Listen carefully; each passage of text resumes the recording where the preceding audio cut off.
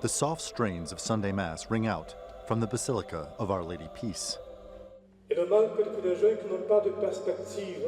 But Father Frank Allerton is using his sermon to address a grave issue in Ivory Coast: migration. Many of the country's youth are discouraged by a lack of opportunities at home, and they're setting out for a better life in Europe. It feels that now the world is kind of an open village where what is done in another part of the country of the world is seen, and this is really appealing to young people. But the sobering reality is that many who take the long, dangerous journey end up trapped in Libya. Yusuf, Issa, and Loseni are among the few who managed to escape. They met in prison after they were captured by Libyan rebels. The boys are all under the age of 18, which is why we've decided not to show their faces. Petite cellule peut remonter au moins à 60 personnes à l'intérieur. En prison, c'était très difficile. En prison, c'était très difficile. On ne se lavait pas, on ne mangeait pas. On donnait un peu par jour. Bon, c'était très difficile en prison. Et on nous frappait souvent aussi.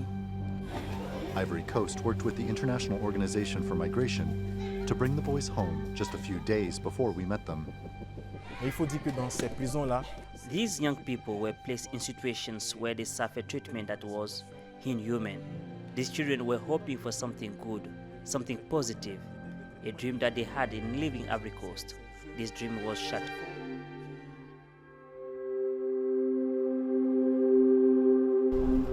Outside the Africa-EU summit in Abidjan, these activists are putting the issue of migration front and center.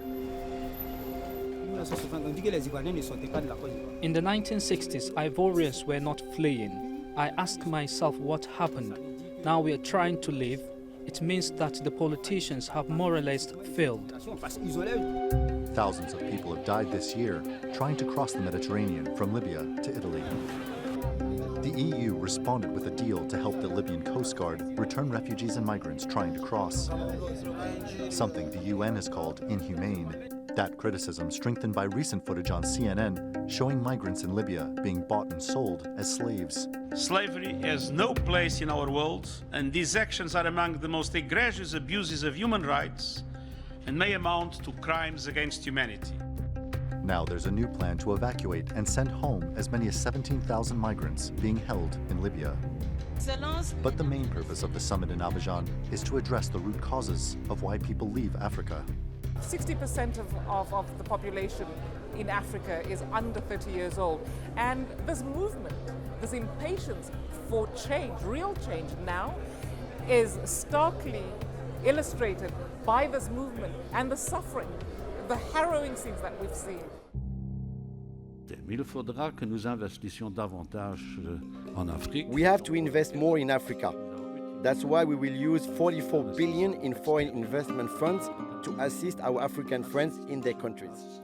Nos amis africains. Perhaps one of the most significant ways to reduce migration is a so-called Marshall Plan for Africa, a reference to US assistance for Western Europe after World War II.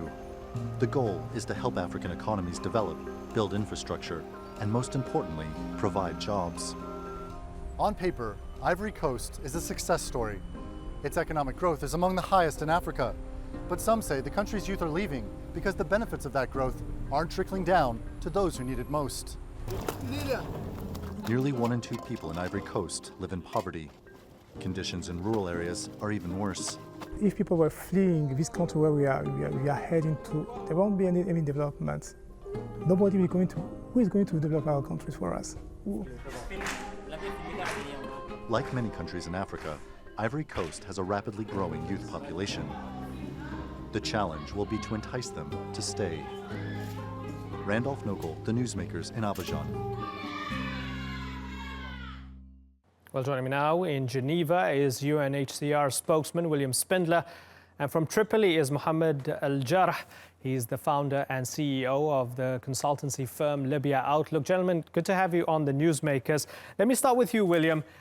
It's something that had been spoken about for years, but I think, you know, part of the outrage around the world is that we actually have empirical evidence. We have video evidence of slave markets in Libya.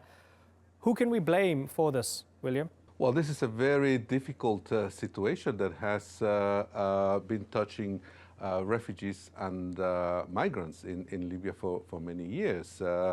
We have heard reports of people raped, of people abused, kept in terrible conditions by smugglers, and now there's evidence of people being sold as cattle. This is outrageous, this is terrible, and we need to find ways to avoid this from happening. It's not a question of whose fault it is. It's clearly the fault is of those who are committing these appalling crimes. The question is how to deal with it, how to avoid this from happening. Okay, so Mohammed, there are buyers and there are sellers. That's one level of criminality. Behind that is a context of a failed state and multiple actors involved in that over multiple years. If you had to pinpoint one particular protagonist in this story that's most responsible, who would that be, Mohammed? It would be the transnational criminal human trafficking networks who have built a business model that has grown to become a multi-million, maybe even billion-dollar trade. They are working in sub-Saharan African countries. They are actually advertising these services, and they are also working in Libya, but the network extends to even European countries. But to give you some context, Libya has become a failed state since 2011. There is no representative, legitimate government in the country that has monopoly over the use of force or controlled territory in the country. There is an internationally recognized government here in Tripoli, but that government cannot even protect itself at times. And what's also interesting here is the fact that Europe's policy to deal with the migration has been to contract Libyan armed groups, Libyan militias that are implicated in these human rights abuses.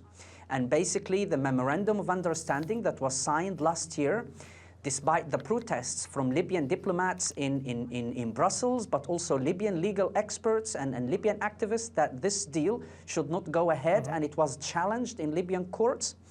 Despite that, the Italian government, bankrolled by the European Commission, went ahead with this deal, and what we see is that migrants are being intercepted, returned back to Libya to appalling conditions, and I think the European countries or the European Union is clearly complicit in all of this. Yeah, you don't get more of an indictment of a deal than slaves being sold in a market. Let's have a little listen to what Libya's ambassador to Cameroon, Mohamed Khatouni, had to say in response to these astounding revelations. Let's have a little listen.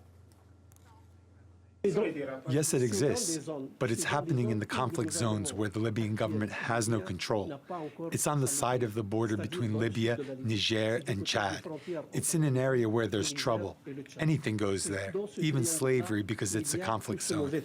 Okay, so that's one explanation for it. Let's also have a little listen to. I'll read you out what Libyan acting ambassador to the UN, Al-Mahdi Al-Majerbi, had to say about this. He said, Libya is the victim of a large-scale false media campaign of defamation to portray it as a racist country. William, it sounds as if it's a government in denial. Mohammed's saying there isn't even a functioning government. You guys have to deal with the internationally recognized government.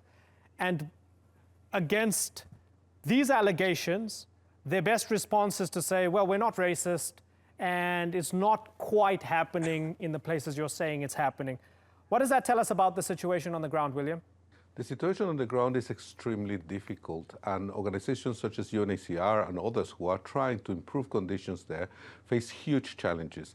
Let's not underestimate the difficulties of working in a country, as has been described, where there is no overall control of the territory by the government, where there are militias, where there are criminal gangs operating, where there are competing political structures.